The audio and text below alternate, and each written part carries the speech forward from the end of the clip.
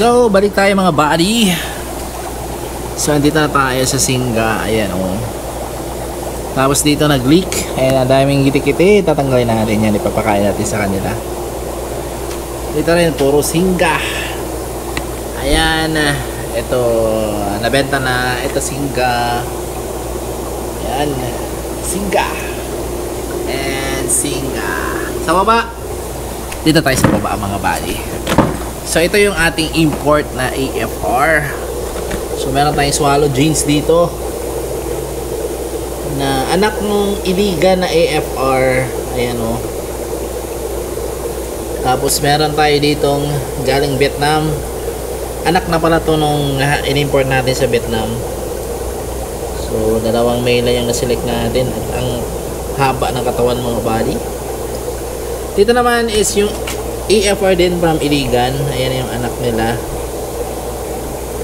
So yan yung ihulog natin doon sa tank. Ayan, mga males to mga body. AFR. Ayan. So meron din tayo nakagroom dito na Singa. Ayan o, ang lapad na o. Kita nyo yan.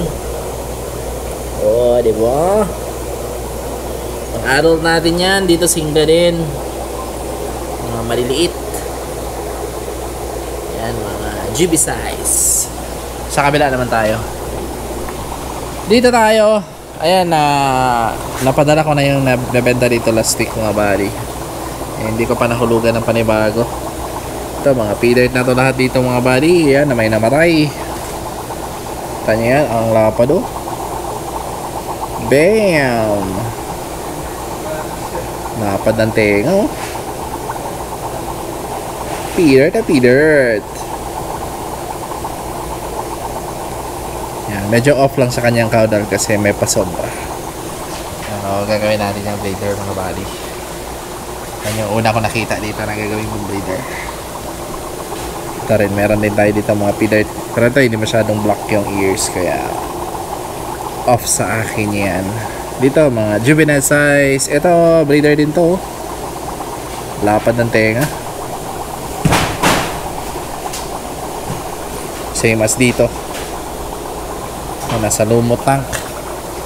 Ito marami tayong pwede kaming breeder dito mga buddy. Papakita ko na lang sa inyo. Yung iba dito is nasira. Ito, ganda nito. Damn boy, ang pogi mo naman.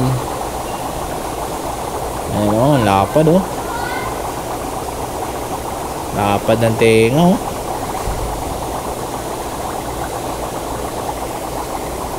Ito din. Ito na, punit-punit na. Ano yan, tapo na yan. Ito mga buddy. Ang laki ng tenga. Pero nasira. Kaya gagawin natin tong breeder. Oy, oy, oy. Ayan o. Gagawin natin yung breeder. Same as dito.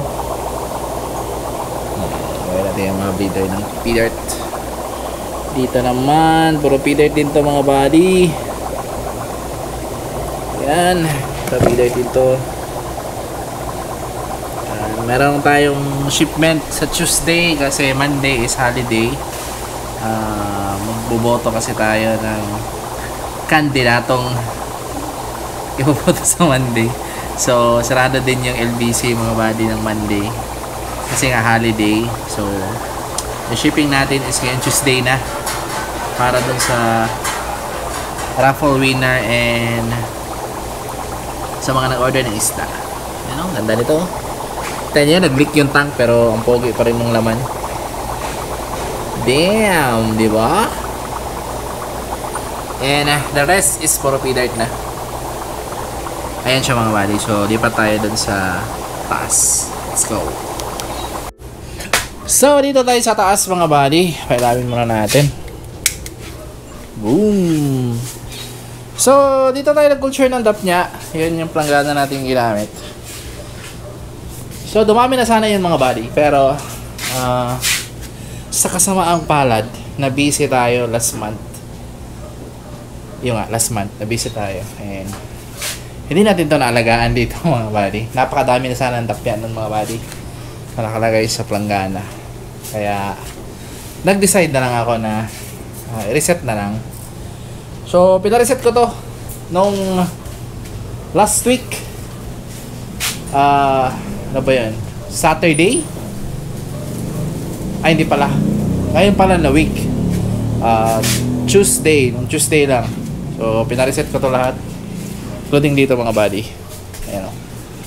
So, ayusin lang natin tong net kasi yan, naputol. And then, nandito na pala yung 3 drums na dati kong gamit. So, yan na lang yung kulang natin. Ayusin natin yung net. The rest is okay na yung tank. Magagamit na natin to. Same as dito mga buddy. Ayan o. Malinis na lahat. Ayan, malinis na. Ready na for use. Pero wala tayong compressor dito kaya yung compressor doon sa baba, yung sinabi ko kanina, dito na ilalagay sa taas. Ayan. Check natin dito. Para mapagana natin to lahat dito mga buddy. And then maglalagay din ako ng hot sherry dito, dalawa. Exclusive lang dito sa mga tank dito mga buddy. Pero yung titimplahin ko konting-konti lang.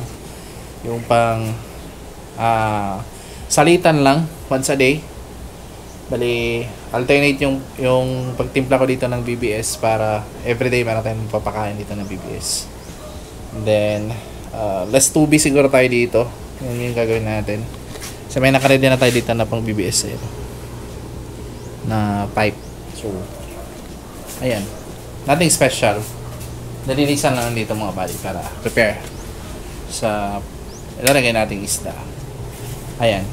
So baka sa susunod na linggo, kasi bala ko every Sunday na lang mag-vlog, gagawin natin series na isang buong 1 hour na vlog, tapos ikakat natin sa 4 na content para continuous yung mapanood yung ating vlog for Sunday. So Sunday vlog na tayo mga buddy. Huwag na tayo mag daily vlog kasi wala masyadong changes pag daily vlog. So every Sunday, buong Sunday na ginagawa natin is i-recap natin. So punta tayo dun sa harap mga buddy. Let's go. So dito tayo mga buddy. Unahin natin dito sa black box.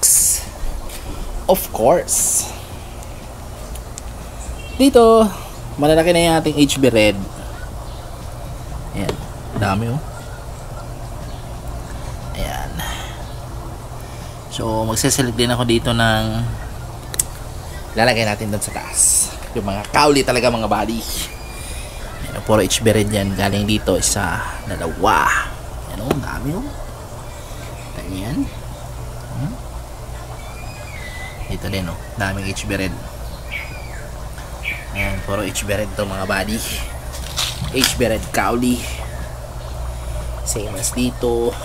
Dito. Ayan, mga HB Red kauli yan mga buddy. AFR, of course.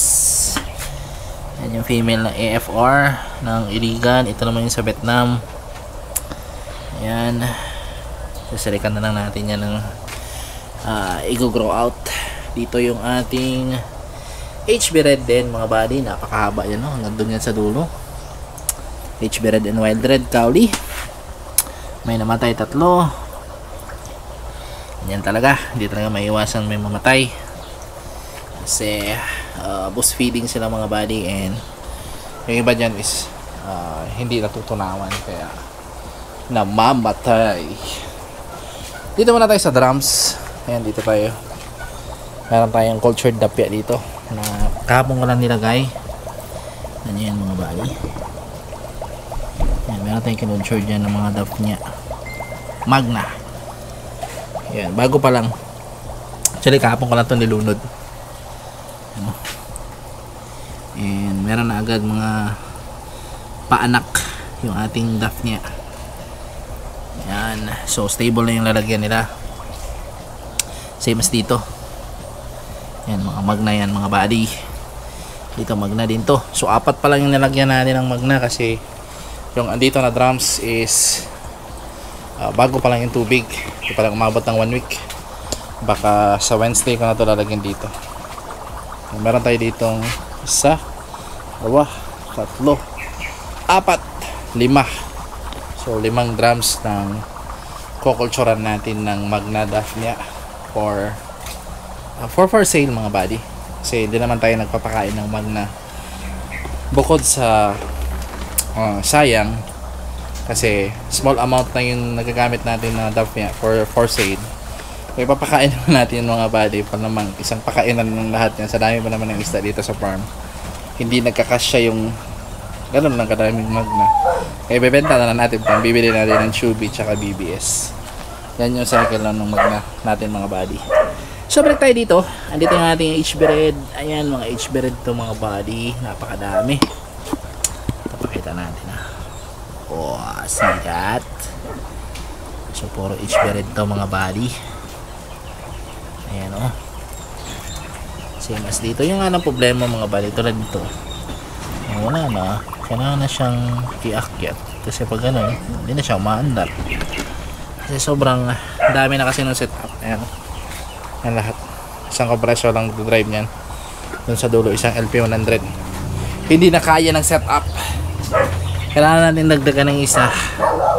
Dito, HB Red din to mga buddy. So, ilang ba to? 1, 2, 3, 4, 5, 6. And then 10 doon. 16 pieces. Na puro HB Red Cowley. Dito naman is puro Wild Red naman to. Sa 2, 3, 4, 5, 6, 7, 8 10 backbox na puro Wild Red Cowley. Ayun ang taba. Pakita ko sa inyo yung mga female. Ayun oh, diba? Ang brusko. Ganun katataba yung ating Wild Red Cowley. Same as dito mga. Ay, maraming anak oh. Aroy, diba? Hindi naman nila kinakain. Diba? Ang cute. Same as dito. Yan, mga Wild Red lahat to mga buddy.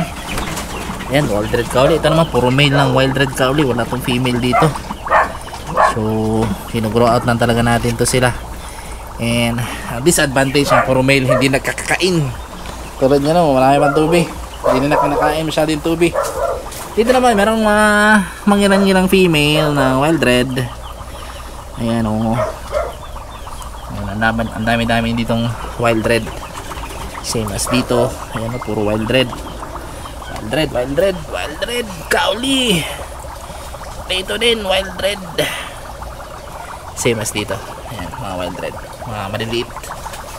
So marami tayong paanak ng Wild Red mga buddy. Ayan, so balikan ko kayo kasi may tumatawag sa aking cellphone. See ya.